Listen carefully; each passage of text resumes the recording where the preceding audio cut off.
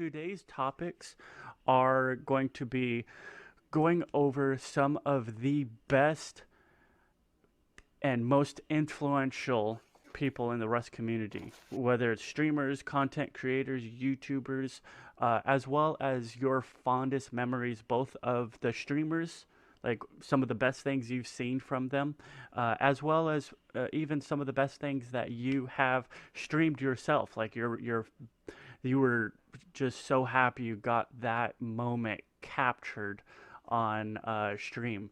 I've got plenty of them. I love this game. I don't foresee myself ever really getting over this. I've taken breaks, like right. You were talking about that earlier. Not really a break, but it wasn't for you at first, and then eventually you came back because of YouTube. Yeah, it grew on me. It grew on me after a long while. Yeah. I've got 4,400 hours, I think. Granted, a lot of it is animating, so it's not necessarily just God. straight up playing. But yeah, I absolutely love this game. God dang. That's a lot.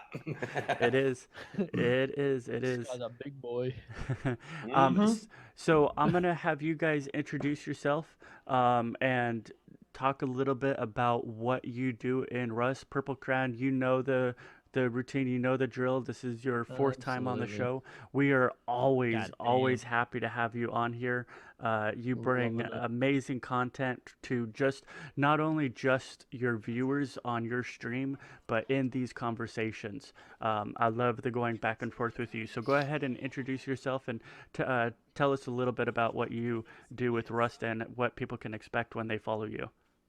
Yeah, absolutely. What's going on, guys? PurpleCrayonnn here. I am a Twitch streamer over here on Twitch for twitch.tv/PurpleCrayonnn. I play Rust, try to do the best quality content that I can, have fun with chat, but at the same time we get into a lot of PvP action. Never do oil rig though. Hate oil rig, by the way. LOL. I'm currently trying to try. Had to add that one in. Trying to get into the YouTube as much as I can. So far, I've been uploading at least 2 videos a week. Haha, I've actually only done like 4 so far, but I'm trying to keep that up, guys. I'm taking 3 weeks off of work so far to try focus on streaming at the moment and getting that content out. But yeah, that's pretty much a little bit about me. I prefer the PvP side of Rust. However, I do like base building as well. Right on, right on.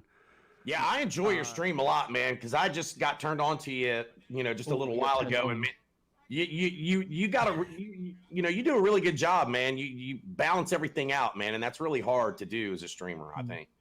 I mean, that's a quality of a streamer that's hard to come by. You get people that are so immersed in the game, or whether it's that, or or vice versa. Like, you have a really good balance, and your community is really good. I like your community a lot. I mean, I wish I could be nice. You know what I mean? Like, I wish that I could be more positive on my streams, but I'm not. I just, I don't know. It's like, what's the saying? You can't teach an old dog a new trick.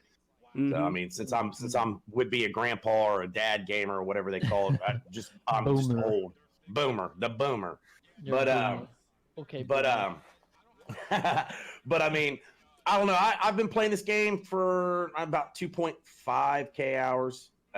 Played it, quit it multiple times. But as in the last 6 months, I've been hitting this game really hard. I usually do variety. I also do a fishing stream during spring, summer, and fall. Nice. I do a lot of those streams during those months, and Fishing. I love it. Absolutely. God damn, K-Kona as hell, brother. That's so cool. Yeah, I'll do like all kinds of stuff. We do some IRL streams, cooking streams. We do a little bit of everything. But as far as like Rust is concerned, like gaming streams, when I first started streaming, I was a DayZ streamer, like solely. I did that for about a year and a half, built up a pretty damn big community until I just had enough of the game. Because they just weren't fixing anything at all whatsoever. So I kind of, stepped away from that game, backed away slowly from it, and then I started playing Rust and got addicted to it. So I think I've been streaming now for about 3.5 years or something like that. So off and on. Damn. So yeah, I've been doing it for a little while. So That's insane. But, I can't wait to hit the 3-year mark. Well, I've got a YouTube channel, but it's mostly I'm not. Hold on one sec. Yeah. I mostly it's mostly got like Daisy, some Player Unknown Battleground, just some random stuff on it. But I don't get into I don't get into YouTube as much as what I should. That's my big fault. Is because YouTube's where it's at. I mean, really, it is. Absolutely. I mean, like that's like the big key. So, and it's a great way to. I know money's not everything, but it's not going to be something that we're always going to be able to strive for necessarily. But it is a great way to double monetize yourself. You have the potential to stream on Twitch and then make extra revenue on the side by uploading your streams directly onto YouTube. If you're an affiliate, you got to wait a little bit. You got to wait like I don't know 48 hours before you could upload it per contract. But I think that's something that's definitely needed. I've been streaming for quite a while in the past and starting to get back into it with the podcast specifically and focusing on that. That's a good idea. I love it. Yeah. I love the thought of it because you're bringing together the community that was like never brought together to begin with. Yeah.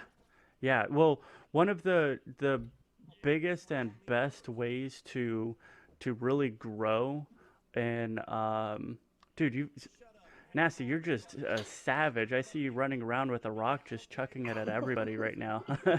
That's funny. Anyways, it's one of the best ways to grow is to collaborate, which is something I realized after, like it dawned on me after I started this. I was like, holy cow, like this is what, the third episode and we're at 44, 45 followers in 4 episodes. Nice. Like it's pretty good. Like it is great. And then getting you guys some followers, getting you guys connected with other streamers is something I love to do because I really do feel that collaboration is one of the best ways to grow your channel, and because otherwise you're just relying on your own viewership and your own followers. But if you can help a group of people and all of you can come together and do an event and host each other or whatever, I think you're really going to be able to grow. I've seen a few streamers from here that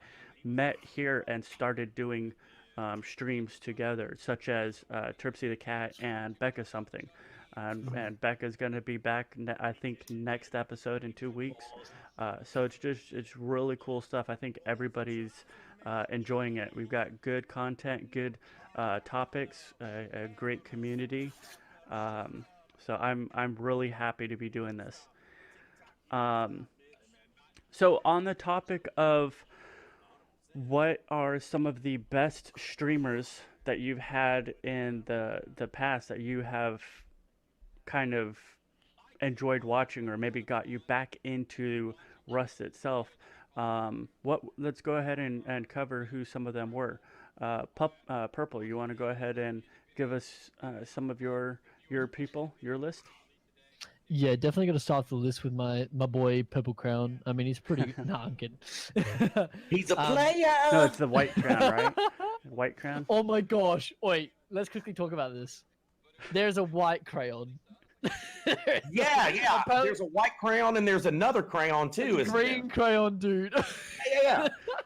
You guys, you need to find all of them. Do a multi-stream. Call it the Crown Box. No, we're gonna call it the Crayolas. Oh, yeah, there you go. There you go. But no, I'd probably say the YouTuber, not even a streamer that got me back into Rust. It was 100% hJune. hJune was the YouTuber that I watched, and I was like, God damn, Rust looks so good again because he shows start to the end. Like he goes from rock straight to AK full metal rocket rating. It's insane. He is just such a godly player. He's like a that beast. guy there shows you like what the game is and what you can get once you play it. It's amazing.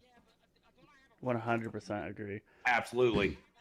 And another he's been doing this for a long time too. Another one that I'd chuck on my list would definitely have to be Frost. If you haven't seen Frost, anyone in chat, I'd recommend going over a watch of his stuff. He literally makes like mini movies out of Rust, and it is actually insane. Yeah, very good content.